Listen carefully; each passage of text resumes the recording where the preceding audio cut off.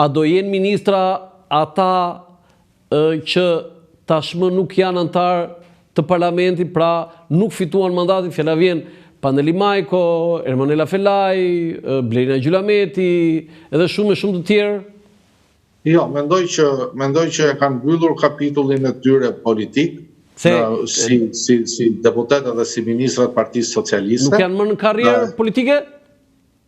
Dëgjoj, kemi një mesazh të Ramës, i cili u zbardh pas zgjedhjeve, sepse ne dim situatën ku pati akuza me një grup WhatsApp-i brenda kandidatëve socialistë për tjetërsim të votës, pra brenda listës PS-s, dhe kemi një mesazh të Ramës i cili të rrogji vrejtje, i tha që të mos merren me çështjen e ankimimit në përgjykata për socialistët kundër Partisë Socialiste, sepse qeverisja është aq e madhe sa që ka vend për gjithë, në kuptimin që këta janë figurat cilët Partia Socialiste normalisht do përpiqet të sistemoj për kontributet që kanë dhënë në mandatet e mëparshme. Ti sistemoj?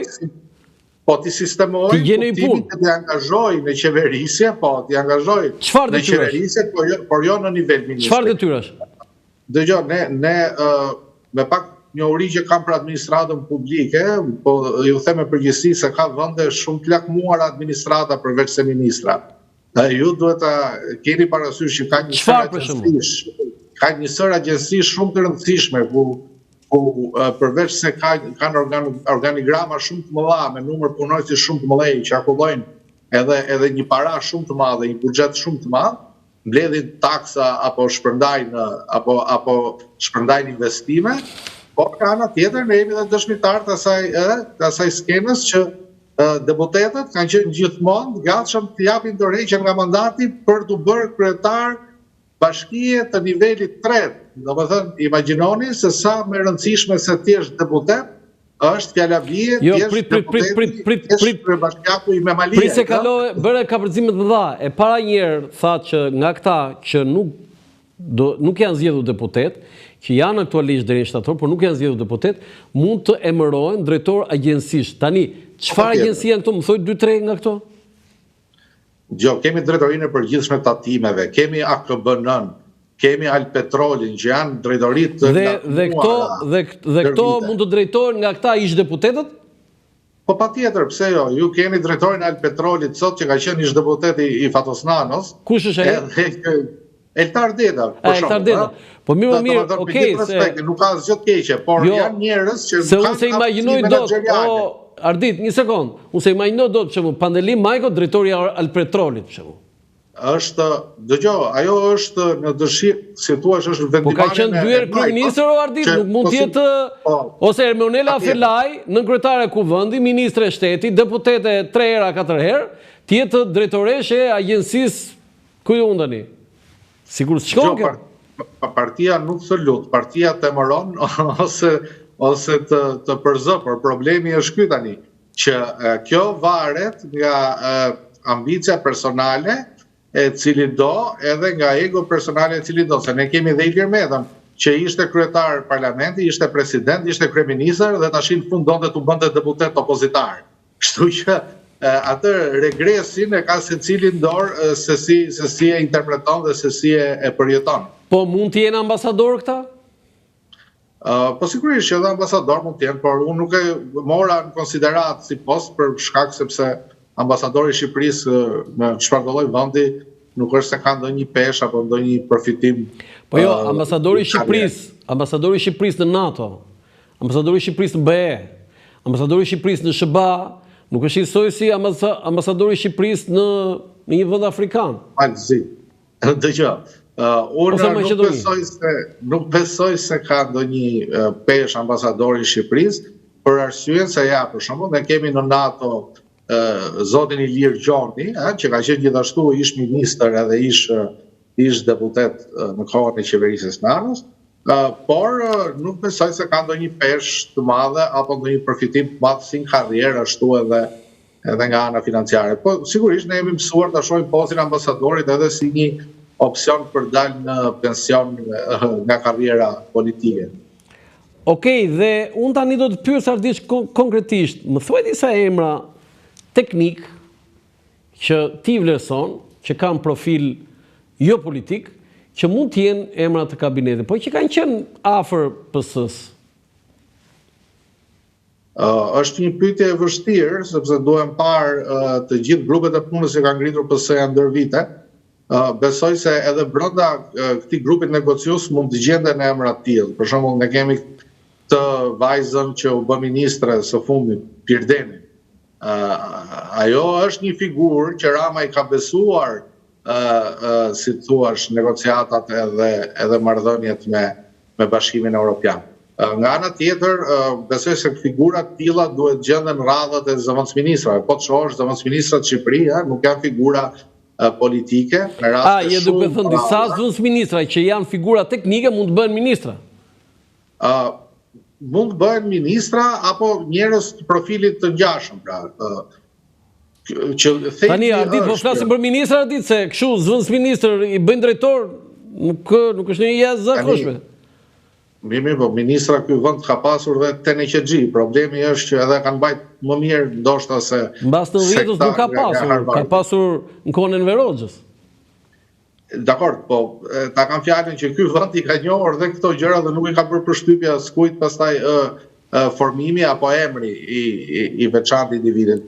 Po të shohësh Partinë Socialiste sot, si grupin parlamentar, ashtu dhe në qeveri, ka disa emra, ose ka më tepër se gjysmën e emrave që ne nuk i kemi njohur deri në 2013. As nuk e dinim që ekzistonin jo pranë Partisë Socialiste, po edhe në jetën publike. Pra janë nga njëra anë janë zbulimet vetë Ramës, nga ana tjetër janë sugjerime nga njerëz të afërt pranë tij. Ka disa teknicien, mund të themi, por edhe gazetar, analistë që kanë mbështetur Partinë Socialiste. Mund të jenë ata ministra, Ardit? Mendoj që kjo është sigurisht që zgjedhje natyrë rreth parë, në ambicien e tyre. Nuk e di çfarë kontributi mund të japin analistët duke qenë ministra në këtë vend. Por ne kemi parë që një pjesë ka pasur gazetarë që kanë planuar si poste ambasadori, ashtu edhe poste prefekti i Qarku nga Partia Socialiste. Ndoshta një pjesë mundoi ta mbylli karrierën e tyre si analist apo si gazetar. Nga ana tjetër mund të jetë edhe një vlerë e shtuar, ndoshta duke pasur parasysh se përgjithsisht janë njerëz me integritet të përgatitur, por nuk besoj se Rama ka besim te gazetarët aq sa i besoj poste kaq të larta në ekzekutiv. Ardit Rada, ti mund të jesh ministër? Absolutisht që jo. Për kush të pyet ty?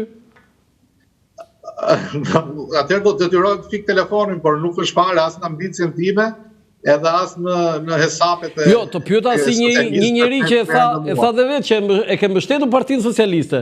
Mund po të lexoj emrin e Edi Rama, çfarë do bësh? Do thuash jo? Do shpresoj që më ka ngadarruar me një tjetër. Mund të jenë 2-3 vazhdo shpreso ti, po kur të kesh emrin aty pastaj. Jo, sinqerisht, nuk kam ambicie fare të tilla unë politike para. Sinqerisht e them edhe unë, Ardit, që po të lexoj emrin kryeministri, nuk ke shanse të japësh ndonjë. Dgjoj, ka qenë një batutë kur Rama filloi të zbulonte këto emrat e rinj të në qeveri, pra që i surprizonte të gjithë dhe njerëzit hynin kërkonin. Se kemi dhe rastin e fundit për shkakun ku lexoj emrin e Petrit Malajt, ministër financash, edhe gjithë menduam se ishte Petrit Malaj aktori, se nuk arrinim dot ta perceptonim se mund të kishte një Petrit Malaj tjetër, aq më tepër i panjohur për publikun. Por batuta ishte që duhet mbaj telefoni hap, sepse nuk i dihet asnjëherë. Ti, Ardit, ti do ta mbash telefonin hapur? Dgjoj, në rrethanat që jemi, së pari duhet mbaj telefonin hapur sepse kemi ngelur shumë pak që s'kemi punë me spakun. Kështu që kemi ngelur i grusht njerëzit, por jo, absolutisht që jo, kjo është një shaka, unë e kuptoj. Unë nuk e kam mbështetur Partinë Socialiste më tepër se sa kam kritikuar Partinë Demokratike për arsyet që i kam thënë publikisht. Jo, më ngasmove me këtë. Fjala vjen kandidati Partisë Socialiste në Berat, Zylfot, të kujtohet besoj. Po. Ka qenë, po themi, jo gazetar, Zylaj, po më fal. Ka qenë jo gazetar, po një teknicien, do të thënë që ka mbështetur Partinë Socialiste. nuk ishte në një habi e madhe që ai ishte kandidat për deputet në Berat? Jo, habi nuk do jetë habi as kur të jetë kandidat për kryetar bashkie në Berat mbas 3-4 muajsh, por zbulove këtë? Po, realisht nga persona që njohin Berat më kanë thënë që Julian Zyle vijon punën me takime në terren edhe shfaren ato procedurat që bën Partia Socialiste dhe është lëndë nënkuptohet që do kandidoj për Bashkinë e Beratit. Tani më hape një folder tjetër, tani për zgjedhje do kthejmë prapë te qeveria unë. Për Berat, ti mendon Julian Zyla është kandidat për PS-n. Po për në Tepelen? Realisht duhet njohim Tepelenën që të komentojmë emra konkret. E kuptova që Tërmet Peçi, do sipas teje Tërmet Peçi është i pasvendësueshëm. Unë besoj që elektorati socialist i Tepelenës është i pasvendësueshëm, kështu që është apo s'është Tërmet Peçi, unë besoj se edhe ai tjetri që do kandidoj atje do fitoj po prapë me 90% si Tërmet Peçi. Por kemi pastaj dhe Tiranën, këto tre bashki kemi apo katër? Shmati. Po në Mat? Nuk jam ndjeni të Matit. Di që në Mat janë bërë eksperimentet më parshme, një herë është zgjedhur një grua, një herë është zgjedhur. Tani, vjem te ajo pyetja më e rëndësishme, te Tirana, Ardit.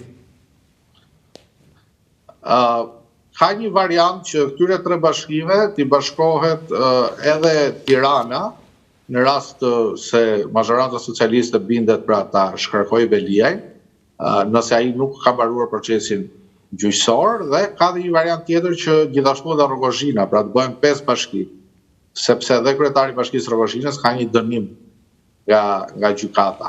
Okej, ne Rogozhin po të flasim për Tiranën.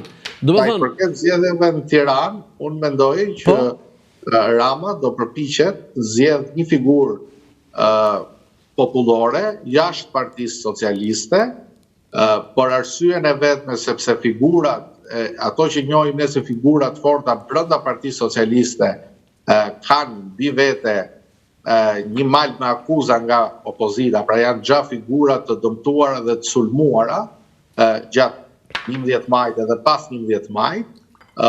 Së dyti, ka një teori për një emër që mund të kandidojë Partia Socialiste në Tiranë, që unë e besoj, por që prapë pastaj varet në sa seriozës propozimi. Ti marrim me radhë atëre, Ardit the një emër që flitet është Arber Hajdari. Po, pikërisht. Pra tek që fjala. Po, pikërisht, për Arberin. Sa janë mundësitë që të jetë Arber Hajdari? Nëse Hajdari do donte të kandidonte, mundësit që Rama ta pranoja 100%, sepse Rama është ai që është shprehur publikisht se nëse ndonjëherë në jetën e tij do ishte kryeministër, do donte të kishte drejtor Arber Hajdari. Kështu që kjo është deklaratë publike e Ramës. Pastaj se çfarë mendon Arbri dhe nëse është negociata për këtë çështje, unë nuk e di. Sfida është e vështirë dhe për Arbrin, se nuk vjen nga administrata publike apo nga Partia Socialiste, por zbesoj se është e pamundur as të zgjidhet si kandidat, as të fitoj. Ndërsa për emra të tjerë brenda PS-s kemi Blendi Gonxhen, kemi Belinda Ballukun, kemi mund të ketë dhe të tjerë, Dëgjoj, çështja e kandidimit për Bashkinë e Tiranës, aq më tepër në rrethanat e Partisë Socialiste, që ka një rezultat në Tiranë të 11 majit dhe e ka të sigurt fitoren me këtë diferencë që ka me opozitën, kthehet gjithmonë në një sfidë atje brenda emrave të PS-s, por ki parasysh që Bashkia e Tiranës gjithmonë i besohet si tradit personit të dytë më të fuqishëm politik brenda partisë, dhe gjithmonë i dyti lufton, i dyti dhe i treti luftojnë për këtë post, kandidojnë për kandidat, me arsye timin se Bashkia e Tiranës ka një pushtet shumë të madh më pas, qoftë ndoshta përfitime monetare, apo edhe duke qenë prezent si i unik në skenën politike dhe në media, përmes investimeve edhe punëve publike. pastaj varet se sa Rama do t'ja besoj të dytit Bashkinë e Tiranës me qëllimi që ta fuqizojë deri në atë mas sa që ta shoh si pasardhës. Unë s'besoj se Rama po kërkon pasardhës dhe do pasardhës paracaktuar, sepse ja u thash në fillim që Rama ka synim jo vetëm të fuzë vendin BE, po ta udhëheq Shqipërinë brenda BE-s. Kështu që Rama beson se do rigjatë si kryeministër dhe për këtë arsye nuk ka nevojë për një pasardhës që ta fuqizojë përmes Bashkisë Tiranës. Tani Rama ka thënë që unë e vrava babain tim politik Fatos Nanon. Po me Erion Velin sipas teje do të thonë i bie që ati i mbyll karriera. Edi Rama ka vrarë dhe djalin, ka vrarë dhe babain dhe djalin? Duhet bijem dakord një herë nëse Erion Veliajn e ka arrestuar Edi Rama apo drejtësia e pavarur që dalim konkluzionin. Unë pyetjen e bëra politikisht, kjo është pyetja jote, s'është pyetja ime. Unë nuk i shoh të lidhura të dyja bashkë. Unë di që Rama kur vrau baban ju desh 8 vjet që pu pajtonte me baban politik, ndërsa kur vrau djalin, siç thatë ju, djalin e mori mbrojtje që ditën e parë, ai sa e çoi Partinë Socialiste në konflikt me ndërkombëtarët edhe me SPAK-un edhe që mbrojti ditën e parë Ardit, po atë që bëri pak më vonë, sidomos me deputetin e Rogozhinës, ishte Xhafaj. Etien Xhafaj, pra, ishte një sulm i fortë. Jo, Rama mendoj se kishte monopolizuar debatin publik për Erion Veliajn në radhë parë dhe së dyti ka kërkuar maturi nga socialistët, edhe të njihen edhe me dosjen hetimore, po edhe me proceset Ti Ardit, jo vetëm që qenë socialist, po ti qenë edhe edramist. Jo, nuk e cilësoj veten fare. Unë aq sa kam shkruar unë kundër qeverisë, kundër Edi Ramës edhe kundër vijës politike që ndjek Partia Socialiste, nuk besoj se ka arritur të artikuloj ndonjë opozitar përveç Sali Berishës që mban rekord për akuza. Unë jam i ndërgjegjshëm për realitetin, pra kemi një mazhorancë me 250.000 vota para një opozite në regres. Okej, do të pyes aty mos kalojmë përsëritje. Ardit, për ta mbyllur këtë të Erion Veliaj, ti mendon që Erion Veliaj ka mbyllur karrierën politike? Unë mendoj që karriera politike e Erion Veliajt varet nga dëshira e tij për të viju në radhë parë nga procesi gjyqësor. Por nëse merr një pafajësi nga gjithë ky proces gjyqësor ndaj tij, besoj se do rikthehet fuqishëm Partinë Socialiste. Do kthehet. Do mirëpritet në Partinë Socialiste nga Rama i pari dhe nga të tjerë cilët kanë besuar te pafajësia e tij. Në të kundërt, nëse merr një dënim, do mund të ketë edhe patin e Semir Tahirit në fund ditës, që mbetet një qytetar i respektuar në punët e tij dhe që ka zgjedhur të mos përfshihet më në politik, edhe për shkak dënimit që ka, po ndoshta edhe për shkak zhgënjimit që ka pësuar si nga të vetët, ashtu edhe nga drejtësia. I lutem regjia fotografinë e qeverisë, kthehemi edhe një herë te qeveria se na hape më shumë folra se çe prisja unë. E ndjek, e shikon, besoj, qeverinë? Jo, nuk kam pamje, por e kam parasysh kabinetin. Nuk ta ndjek në telefon. Tani, unë dua që për secilin nga emrat e antarëve të kabinetit të thuash një fjali, që do jetë, s'do jetë. Belinda Balluku? Po. Do jetë? Zëvendës kryeministër? Po, do jetë. Igli Hasani? Po, besoj se po. Se unë i kam pak larg tani, me thënë drejtën.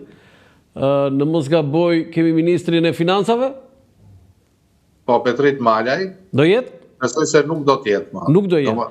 Ministri i Brendshëm? Petrit Malaj. Ervin Hoxha? Nuk do të jetë. Jo, nuk besoj se do të jetë. Ju është dhënë mandati i deputetit, besoj se do t'i besohet roli i deputetit që dha ata vetë të fuqizohen në kuadrin politik, pra jo.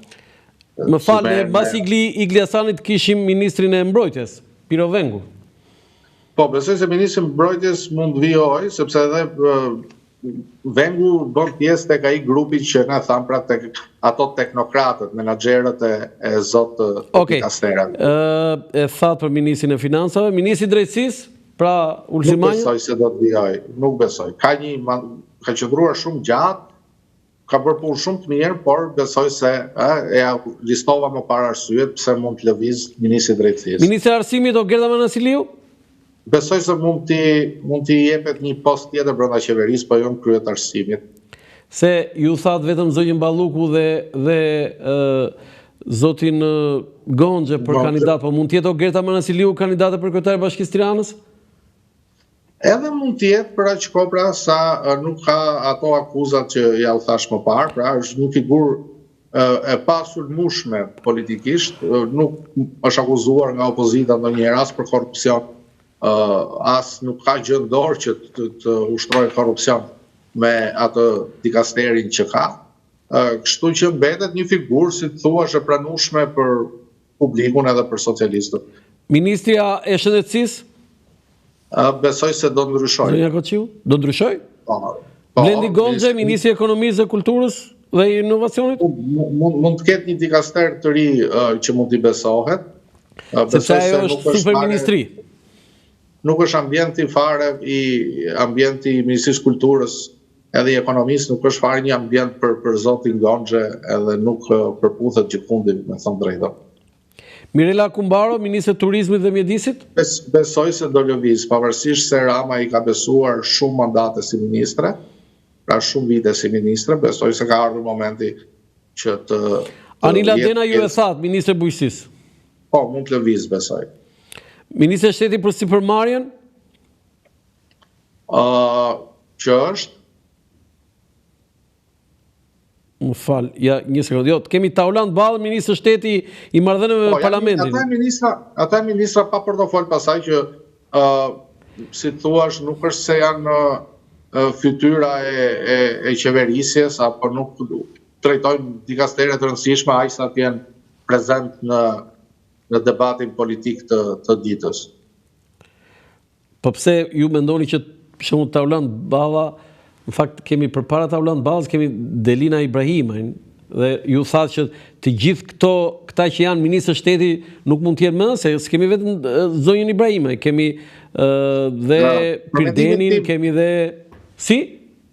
Për mendimin tim, brenda këtyre ministrave mund gjesh figura tepër të rëndësishme, cilat mund të kontribojnë në qeverisje. Kemi Bora Muzhaqin, pra ju thoni të katra ministret e shtetit nuk do jenë më? Atëherë po ju them një emër që unë mendoj se do jetë në një pozicion akoma dhe më të lartë, pra me një ministri më serioze se sa ministri i shtetit, që është Arbian Mazniku. Po sa do pyesja unë për këtë, sepse mbas këtyre katrave vjen Arbian Mazniku. Arbian Mazniku, ministri i shtetit për pushtetin vendor. Po pikërisht pra, krijimi i ministrive të reja që unë supozova dhe riformatimi i qeverisë mund të krijojë vende edhe për teknokrat të tillë. Mazniku bën pjesë tek teknokratët që ka Partia Socialiste. Është njeriu i shifrave, i sondazheve dhe i analizave. Në këtë kuptim, mund t'i besohet diçka më e rëndësishme se sa një ministër shteti. Po edhe një herë kthem te Tauland Balla unë aty. Ti mendoj që Tauland Balla nuk duhet më pjesë e kabinetit? Jo, nuk e them këtë. Por Balla në pozicionin që ka aktualisht nuk prish punë, pra një ministër shteti nuk prish punë sa i përket asaj që supozuam, krijimit një qeverie më teknokrate. Ministrat e shtetit mund të jenë politik, sepse Balla sot është si dublant për shembull i krejut grupit parlamentar në parlament, në cilësinë e ministrit të pushtetit marrëdhënieve me parlamentin, merr fjalën ku vend sa herdo qëndron lart atje me ministrat e tjerë, edhe përgjigjet politikisht. Kështu që në këtë kuptim Balla mund ta mbajë postin që ka pa prishur asnjë punë. Tani gjitha këto ju i thatë për qeverinë e re. Me 54 deputet të rinj o Ardit, çfarë do bëj Partia Socialiste? Më duket tamam ai si transfuzion gjaku. Dakor, pyetja është dhe pyetja tjetër, çfarë do bëj Partia Demokratike me 50 deputet vjetër? Jo, s'kam vajtur unë me TPD-ja, pra ta bëj unë pyetjen, këtu se e mbyllim PS-n, me 54 deputet të rinj nga 83. Domethënë është shumë pak, se numri atyre që kanë ikur është shumë i madh. rreth parë bëhet fjalë për largimin e ministrave e deputetëve që kishin më tepër se 2 mandate, njerëz cilët pranuan edhe kushtet e Partisë Socialiste, se patëm një numër të tyre u tërhoqën para se të përpiloheshin lista, duke qenë ndërgjegjshëm që me këtë kod elektoral, me forcën që kanë terren, nuk arrinin dot të thynin atë hercin apo të merrin atë numër të nevojshëm votash për të dalë fitues nga lista e hapur. Kështu që ndërgjegjësimi i socialistëve në këtë pjesë mund të merret si dobësi, edhe ardhja e të rive nuk mund të merret, ky transfuzion i gjakut që thoni ju, nuk mund të merret si një dobësi edhe si një dëmtim i Partisë Socialiste, sepse çfarë ka ndodhur? 54 emrat e rinj që ne diskutojmë, në 83, Partia Socialiste është kujdesur t'i nxjerrë nga akademia politike që ka organizuar ndër vite, pra janë produkt politik i IPS-s, janë njerëz të edukuar në shkollën politike që organizon Partia Socialiste,